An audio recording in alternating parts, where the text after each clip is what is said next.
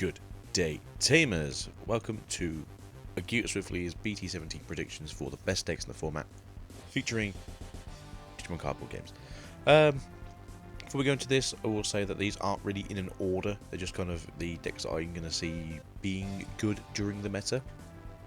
I do think there's probably 3 top decks that aren't really getting messed up essentially by this, or are only getting cards that are going to make them better. I'm going to say there's probably like 2 decks here that are actually going to stay the same and going to just be good because of BT17, and then that's kind of like the place we're going to be looking at. But before we go in, if you're new here, subscribe! Yeah, just some YouTube stuff, don't we do it very often, so forgive me for that one. But yeah, so we're going to start here with the good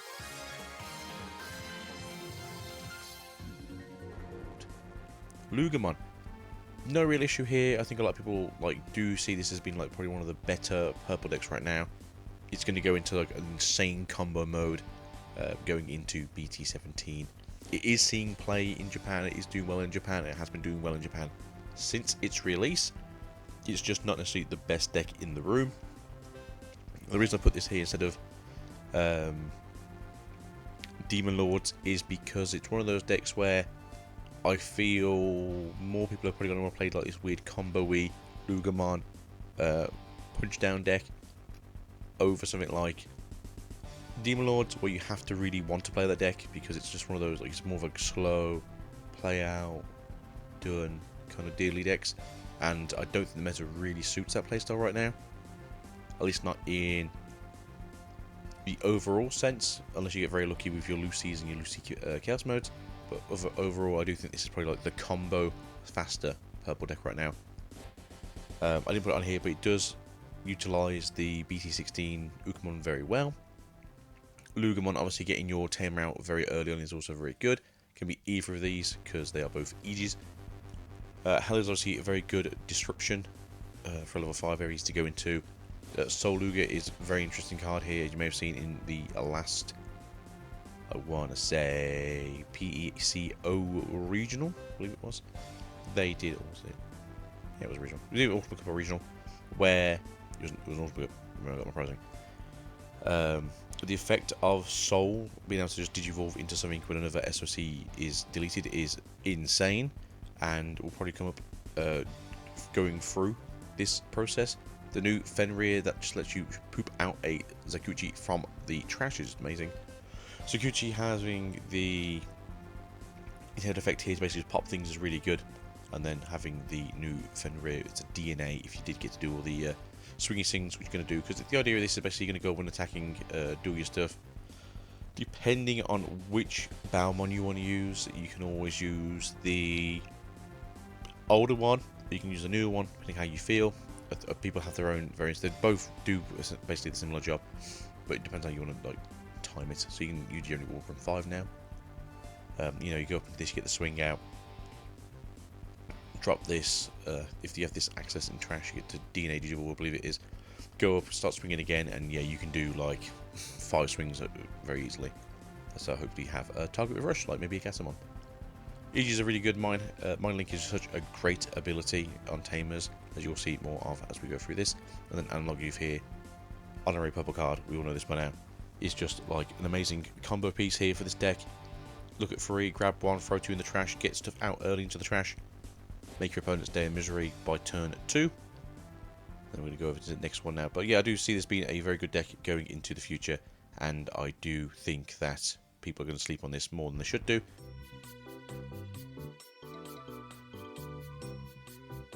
Going out into probably one of those better decks now is the Ancient Garurumon from BT17. For those of you who have not been seeing what's going on in Japan, they do have been using more of the mind linking Tamers, because these do want to go into, I believe, a yellow Tamer, right? You may digivolve this card from your hand or a yellow Tamer. Leon Alexander is a yellow Tamer. If these do not get blown up when punching into security at the end of your turn, they do just get to drop out Alexander for the follow-up. Having recurrable Tamers is actually really good, which I could see these possibly becoming a new restricted list thing like we have with the Zudamon with the Galaxy deck. But the best rookie engine for the deck now is currently the Flamemon Locomon stuff, because you don't really need your breeding area like you didn't before. So you can go up and use the Flamemons. On play is really good, and the Loogamon here has an amazing an amazing correlation with the deck, because even though these are hybrids, blah blah blah, your Ancient Grumon is an animal, which means that if you go through your lines and then you go bring one of these out with like Flamon or a Nukem or whatever, and you crash and explode, you do get to bring back an Ancient Grumon, and that is just misery for everyone. This card also has an on-play effect of return one of your opponent's Digimon to the hand. Your turn when an effect adds cards to your or your opponent's hand, your opponent adds the top card of the security stack to the hand, which sounds a bit awkward, but at the same time, you basically get rid of security of having to actually play the game. Both the code are really good. Here we have jamming, which is obviously very, very good. What effect adds a card to hand, get a memory, and then this Digimon gets jamming for the turn, which again, this is basically what the whole deck does. And then the old one from BT7 here is when an effect adds a card to your hand, game memory, and then this Digimon can't be blocked for the turn, which again, in a meta where there's blockers and people want you to explode, is actually really, really good.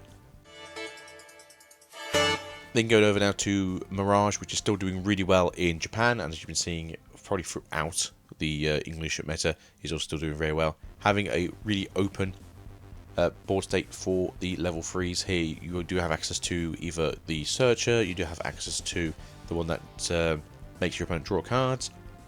Then we have access to the Goemon, which if you're in a stack that you don't think is going to survive, you do get to have the chance of playing this on your opponent's turn, and then having a level 3 to start building up from again. Betamon here for the jamming is really good. Loogamon here can go on either the Tamers, especially because you want to flicker these around a bit more as much as you can. And then you can add the Betamon underneath here to gain jamming, or any of the other level 3s to be fair. We do have a new Loogamon from BT17's, which has the when evolving effect is essentially for a 5 cost rather than for a 6 cost. You'll let your opponent draw a card, which again makes things happen here where you get to unsuspend if it's over 8 cards, which is basically what the whole deck does anyway. MirageGaomon from BT13 can't be blocked essentially if your opponent has 8 or more cards in hand. Digimon Ace, fantastic Source Stripper, as well as bouncing it to your opponent's hand and getting rid of those nasty aces as much as possible. MirageGaomon obviously doing work throughout, and then Burst Mode obviously being a horrible card to deal with. Thomas, with one of your Digimon with Gaomon or using his name as attacked, spin this Tamer, both players draw a card. Wow, you know. Gotta do something, right? And then Thomas here, if your opponent has 8 or more cards in hand, you may suspend this Tamer to unsuspend one of your Digimon with Gaomon's name. Both amazing combo pieces to make this deck rotate, and that's why it's been doing so well so far. So I possibly see a restriction coming in the future for this deck, just because the train don't stop, baby.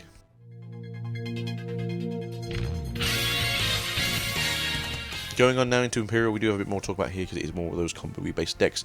As you may have seen, the couple of Imperial decks that have one is obviously a very good deck as of now, but in BT17 it does gain a bit more power.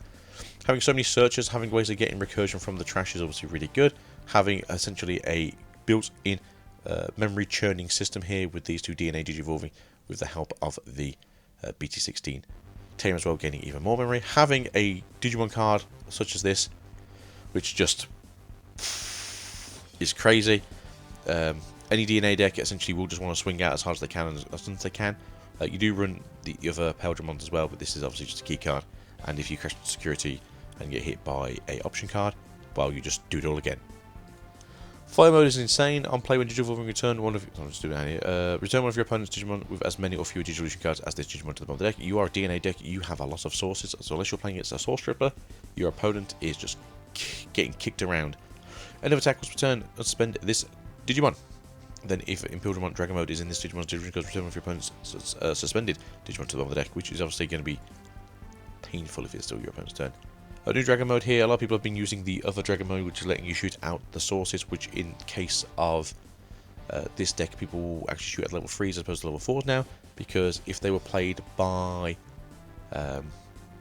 Davis and Ken, obviously when the DNA digivolve, they don't have to be recurred anymore, but then when they get played out of the sources, they become new Digimon anyway, so there are ways to get around things, but you don't always have to get level 4s out unless you have enough way to go up into another level 5. But this one is also used as a one-off occasionally. I've seen it as 2-ofs in some decks, but yeah, so when Digivolving one of your opponent's Digimon or Tamers can't unsuspend until the end of their turn, then by suspending one of the opponent's Digimon or Tamers, unsuspend one of your Digimon, which would generally be this one. All turns, when an opponent's Digimon is played or digivolves by an effect, if you have a Tamer, this Digimon may digivolve into Imperialdramon Fire mode in your hand without paying the cost. It is a very, very good card. Coming into BT17 though, we do have access to the Paladin mode. Ace on play when Digivolving return. Trash all Digivolution cards of all your opponent's Digimon, then return one card return all cards from your opponent or your trash to the bottom of the deck. If this effect returned a what level 7 card, gain free memory. This is more of a case of if you have had like a paladin mode in the security, it got hit and then goes to trash. It's just a way for you basically to negate some of the costing of this. But obviously, if you blast ace, it doesn't matter too much. But then you just gain some memory, so it could be your turn anyway. And when attacking by returning one of your opponent's Digimon with no Digivolution cards to the bottom of the deck and suspend this Digimon, that is not a once per turn. So if your opponent has multiple Digimon on the field, time to suffer is the only thing I can really say about that. Invincible Dragon Insect Fusion is a really cool card. You may play one X-Vmon or one Stingmon from your hand without paying the cost. Then 2 of your Digimon may DNA Digivolve into the Digimon cards in your hand. Essentially making it a reduced cost drop for level 4 rover until the end of your opponent's turn. This Digimon DNA effect can't be deleted in battle and gains blockers. So if you didn't have jamming, it doesn't necessarily matter either way. In security, you may play one Vmon or Wormmon from the hand or trash. Trash is probably better. And then add this card to the hand. It is a very good card that may or may not be seeing less play in the future. Then we have Return of the Ancestors, which I believe in the English is Return of the Primos Gens, which is like the firstborns, first generation. Main, one of your Digimon may Digivolve into a level 5 or higher Digimon card with the free trait in your hand with the Digivolution cost reduced by 4. Basically, for the cost of 2, you're going to go into your level 6s for basically either 3 or like 1. Would be deleted other than by one of your effects. Delay by Digivolving that Digimon into a Digimon card with Imperialdramon's name in hand without paying the cost to prevent the deletion. So yes, this can also work on your opponent's turn because there is no delay. Basically, starts ticking from your turn, and then once it goes to your opponent's turn, delay no longer is off. You can use it then. Security, you may play one Tamer card with Davis or Kenji from Ken in its name from your hand or trash without paying the cost, and then place this card in the battle area. It is so good, like it's really good. And then we do have access to the BT17 one, which here is you may play a Wormmon or a Vmon from your hand without paying the cost, and at the end of the opponent's turn, return the card to hand. Again, this deck basically wants you to get to your DNA deck Digimon as fast as possible, so that way the effect doesn't make you return those cards to hand. If you are stuck at your level 4s, you will have to return those to hand because it's basically de-digivolve them to warp them back to your hand. It's a very interesting mechanic that obviously, depending on how you play the game, depends on how the game wants to work around you. It is kind of funny. When one of your Digimon Digivolves into a blue or green Digimon card by spending this demo gain memory, if you DNA Digivolve trash-free Digivolution sources under your opponent's Digimon. Yeah, this is just a really good card overall, because those both gain memory when they Digivolve, you're gaining 2, and then for every one of these you have, you gain extra memory. So generally, you can just hard throw one of these down, make them DNA Digivolve, gain free memory normally, go into your Imperialdramon, it's still your turn then, and then just keep going. It's very interesting. We just have a 5 cost memory setter here in terms of Davis and Kent from the movie. All turns when one of your level 5 or higher Digimon with the free trait would be deleted in battle by suspending this Tamer, you may play one level 4 or lower Digimon card from the Digivolution cards without paying the cost. Because it is in battle, it's not going to be affected by the partition effect, so you can just throw down whichever one of your level 4s that you want to. I do ponder if you play the newer Vmon card, does it on play so you don't die anymore. I don't know if the timing is wrong. It probably would miss timing, but it'd be an interesting thing if that was the case. At the end of your turn, one of your Digimon with a free trait may attack an opponent's Digimon, which is just kind of fantastical. The fact that even if you go over to your opponent's side, you can still smack them in the face. It's just balmy. But yeah, Imperial, very good deck now. Sorry, even better deck now. And I do see it being like the top 3 decks in the... The first of these variants, this is the Yellow Vaccine Armor deck. As you can see here, basically, if it's got armor, shove it in. You also use Goldramon as well as the other armor for level 4s. But the idea of this is essentially that you're constantly going through your security. Because you go through security, adding to your security deck, you draw a card, you gain memory, you can gain memory. This looks into it and you can recover 1. So you're just constantly recurring memory. So it's a very efficient engine. That is a little bit too efficient in my opinion, as it does make a lot of the other decks basically just too slow to play against it sometimes. Also having access to 2 aces in this, where it's both DP regeneration as well as recovery, and it is just a nightmare to sort of deal with. And the fact that it's very easy to trigger the Magnamon X antibody effect, because you can generally move out the Patamon and then trigger the effect because you're messing with the security. A lot of people don't like this deck because of that, and it is an awkward thing to deal with, but at the end of the day, that is the cards we are dealt with, and it is just very efficient. It's not really winning much as far as I want. I don't remember Magnamon winning anything currently. It may have won one event, but I'm just missing it from the top of my head. But yeah, it is a deck to watch out for. We do also have access to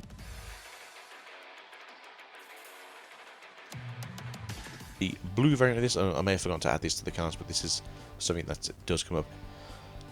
Numemon Punch, which is a black option card from I think BT4 or BT3, I think it's BT4, for a cost of 2. If you have over 15k DB, I think it is, maybe 16k, you do get to have security attack +1, and because this card will generally want to unspend itself when hitting a security, it can become a situation where you are essentially punching for 4 on like turn 3.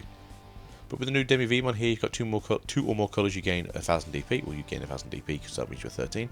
If you have 2 more colours, you can draw a card, making this a very efficient deck that wants to go through things. Then your turn, this Digimon gains 2000 DP, so there's a good case here that you're currently sitting at 15k on your turn already. Magnamon from ST17 is a custom card that will de-digivolve and strip sources. It is amazing, it is fantastic, it is worryingly cool. It's a very interesting Digimon. New Flame Digimon here, you may have heard me talk about it before. It is basically to trigger the effects of this before your opponent gets to pop your stuff. So you will generally go into this from an extra Vmon, swing with it, go into raid effect to pop the opponent's top security, which lets it trigger one of these effects here, and then you swing into it and either you commit Harry-Carry or you will just be okay, depending on what's on the opponent's side of the field. Magnamon BT17 is the fake armor purge, which is very good at letting you recur searches. Essentially, if you put the search underneath this and you need to just keep searching to dig deeper and deeper, then this will be the card that you want to use, really, because it is fake armor purge and basically lets you flicker the level 3 Vmons around. And it's a very interesting card. Obviously not very good against piercing decks, but very good against decks that just want to take you out either way. Then we can have the big bad Magnamon that just has the big old I'm a giant brick wall after like round 3 or 4 because all your other armor forms are currently in the trash. We're going to go Knight here, very good into the Yella decks because they want to give you minus DP, and it says no thank you very much. And the promo Davis here, who is very good at getting you lots of memory because you can generally just play these, play Vmon for free, and then you can just go either for this one to go into a cheaper Magna form, or you can go into the Searcher to continually get going. And also this Vmon here does help reduce costs, so if this is on the field and this is on the field at the same time, it becomes a 1 cost evolution into that Magna if you do it on top of the promo Vmon. Again, very cost efficient, very amazing. Sorry, yeah. So for the Flame would be 0 cost, and then for Magna would be like 1 cost, and then same for the rest of them. But so efficient, you are just so efficient, it is somewhat incomprehensible how good like your memory retention is here. Not as probably good as the yellow vaccine, but generally pretty good throughout.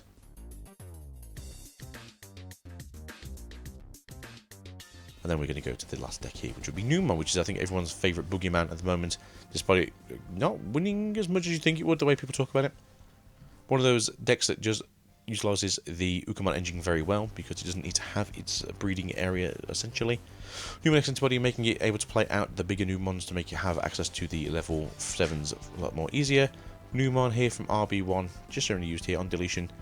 Effect if you're going against the mirror match makes the on deletion basically an on-play effect because you throw it down, it instantly dies, and then you get to reveal top 3 cards. Airmon here can on-play as well as digivolving to goad your opponent in to use the aces very efficiently. In this case, we generally want to use Valkyrie Ace because it will give you a little mini board wipe, and then if your opponent then wants to crash into security, you can then pop an 8k while doing so, as it is making you attack either way. Montamon from RB1 is very good if you compare it with the X Antibody as well. Even better because security attack +1 on a Digimon that just is going to go crazy is pretty good. Then you can also pair it up with this Valkyrie as well, so if you didn't pop anything on your opponent's side, having access to just a lot of easier plays going forwards. Numemon is pretty decent here. A lot of people generally like this card as like the target for Numemon X Antibody, but not necessarily the be-all end-all. But you do normally see it occasionally on the end boards. Def X here, just probably everyone's favourite boogeyman overall. Very good in wide formats, not so great in towers. And then Shine Room mode, very good at wiping those wide boards if Def X didn't have a chance to do so. And that's about really it for the meta of BT17. These are kind of the decks I'm thinking is going to turn up. If you did see the last video, you would probably know that the reason why I'm picking these as my like top 7, top 6 decks is mostly because of the fact that we don't have access to the new aces that we're not going to get till December, as well as having no access to the scramble cards. So, thank you for being here. I know this was a bit of a long episode, as it is like nearly 19 minutes long, but we will get at you as soon as we can, and hopefully you guys are having a great weekend. So, mwah, ciao for now. We'll catch you next time. Goodbye.